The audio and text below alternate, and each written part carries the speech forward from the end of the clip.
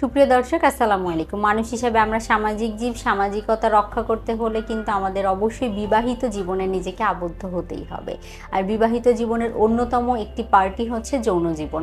তো দেখা যায় যে অনেকেই আমরা এই বিষয়টি একেবারেই মাথায় রাখি না, কিন্তু দেখা যায় পরবর্তী যখন আমরা বিবাহিত জীবনে প্রবেশ করি তখন কিন্তু এই যৌন জীবনের বিভিন্ন ধরনের কমপ্লিকেসির জন্য আমাদের স্বামী স্ত্রীর মধ্যে সম্পর্কের অবক্ষয়ের অন্যতম কারণ হয়ে দাঁড়াতে পারে এই যৌন জীবনে বিভিন্ন ধরনের কমপ্লিকেসি। তো সেক্ষেত্রে আজকে আমি আসলে কথা বলবো যে কোন খাবারগুলো খাদ্য তালিকায় রাখা উচিত। তার আগে বলবো, যদি সমস্যা অতিরিক্ত প্রখর হয়ে থাকে তাহলে কিন্তু অবশ্যই খাবার গ্রহণ করার পাশাপাশি একজন বিশেষজ্ঞ চিকিৎসকের পরামর্শ নিতে হবে। কেননা অনেকেই এই বিষয়টি এত লুকায়িত রাখেন, কিন্তু এই বিষয়টি যদি আপনি লুকায়িত রাখেন সেই ক্ষেত্রে কিন্তু আপনি আপনার জীবনে উৎফুল্লময়তার মধ্যে কাটাতে পারবেন না। আপনার সাংসারিক জীবনেও যেমন আপনি অখুশি হয়ে জীবনটি পার করবেন, পাশাপাশি কিন্তু দেখা যাবে এর ফলেই আপনার চারপাশে বিভিন্ন ধরনের সমস্যা তৈরি হতে পারে।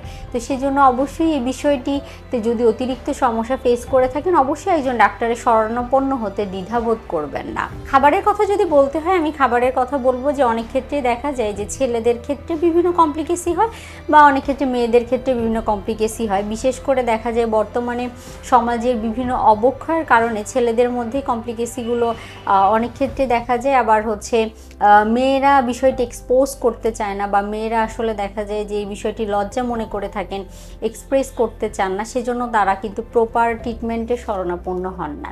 খাবারের কথা যদি বলতে হয় তাহলে আমি যেই খাবারগুলোর কথা বলবো সেগুলো আপনার চারপাশে অ্যাভেলেবেল রয়েছে। যেমন সবার প্রথমে বলবো আমি, ছেলে হোক কিংবা মেয়ে হোক তারা খাদ্য তালিকায় জিঙ্ক সমৃদ্ধ খাবার রাখার চেষ্টা করবেন। জিঙ্ক সমৃদ্ধ খাবারগুলো কিন্তু দেখা যায় যে এই জাতীয় সমস্যা যারা ফেস করে থাকেন তাদের ক্ষেত্রে খুব ভালো রেজাল্ট দিতে সাহায্য করে। ছেলেদের টেস্টোস্টেরন হরমোনের পরিমাণ বৃদ্ধি করতে সাহায্য করে। বিভিন্ন ধরনের প্রোটিন সমৃদ্ধ খাবার, মাছ, মাংস, ডিম, দুধ, ডাল, বাদাম, এগুলো থেকে জিঙ্ক পাওয়া যায়। নিয়মিত বাদাম এবং সামুদ্রিক মাছ গ্রহণ করলে সেগুলো থেকে ওমেগা 3 ফ্যাটি অ্যাসিড পাওয়া যায়, যেগুলো দেখা যায় যে আপনার কিন্তু যৌন জীবনের ক্ষেত্রে ওমেগা 3 ফ্যাটি অ্যাসিডের খুব গুরুত্বপূর্ণ ভূমিকা রয়েছে। এর পরবর্তীতে বলবো সেলেনিয়াম সমৃদ্ধ খাবারের কথা। সেলেনিয়াম সমৃদ্ধ খাবারও নিয়মিত গ্রহণ করলে আপনি এখান থেকে উপকারিতা পেয়ে যেতে পারেন। ছেলে হোক কিংবা মেয়ে হোক, আয়ুর্বেদিক শাস্ত্রে বলা হয়ে থাকে জিনসেন যদি নিয়মিত গ্রহণ করেন, সেটি আপনি পাউডার বা ক্যাপসুল ফর্মেটেও বাজারে অ্যাভেলেবেল পাবেন। সেটি নিয়মিত গ্রহণ করলে সেটি আপনার যৌন জীবনকে সুখের করে তুলতে বা দীর্ঘস্থায়ী করে তুলতে সাহায্য করে থাকে। এর পরবর্তীতে যেই খাবারের কথা বলবো সেটি হচ্ছে বাদামের কথা। বাদামের কথা আমি জিঙ্কের মধ্যেও বলেছি, ওমেগা 3-র মধ্যেও বলেছি, আবার এক্সট্রা করে বলছি কেননা আখরোট নিয়মিত গ্রহণ করলে সেটি টেস্টোস্টেরন হরমোনের পরিমাণ বৃদ্ধি করতে সাহায্য করে।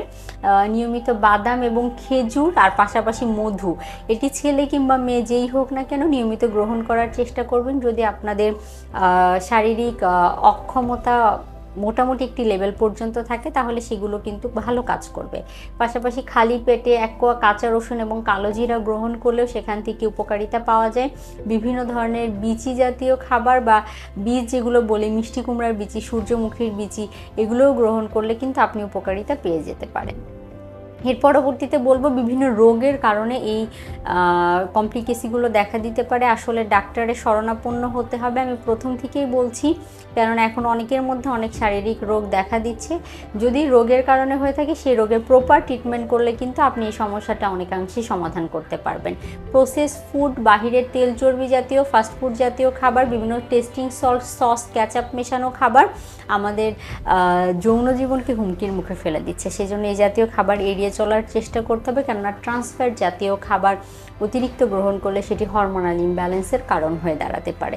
সেজন্য অবশ্যই এই খাবারগুলো এড়িয়ে চলার চেষ্টা করতে হবে। ওজনকে নিয়ন্ত্রণে রাখতে হবে। নিজেকে ফিজিক্যালি অ্যাক্টিভ রাখার জন্য শারীরিক পরিশ্রম, ব্যায়ামের কোনো বিকল্প নেই। 30 থেকে 40 মিনিট হাঁটাহাঁটি এবং ব্যায়াম করার চেষ্টা করতে হবে ছেলে এবং মেয়ে উভয়কেই।